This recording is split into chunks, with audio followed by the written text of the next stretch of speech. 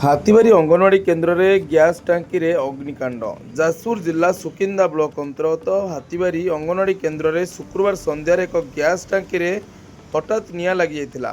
निआर शिखा देखि स्थानीय लोके भयभीत हो पड़ते पर से तुरंत सुकिंदा अग्निशम विभाग को सूचना देते। सूचना पाई सुकिंदा अग्निक अधिकारी रजनीकांत सामल एक स्वतंत्र टीम सह घटनास्थल में पहुंची द्रुत उद्यम करी निआं को आयत्त करथिबा देखिବାକୁ मिलिथिला। फल एक बड़ धरणर अघटन टली जाइथिबा कुआइछि।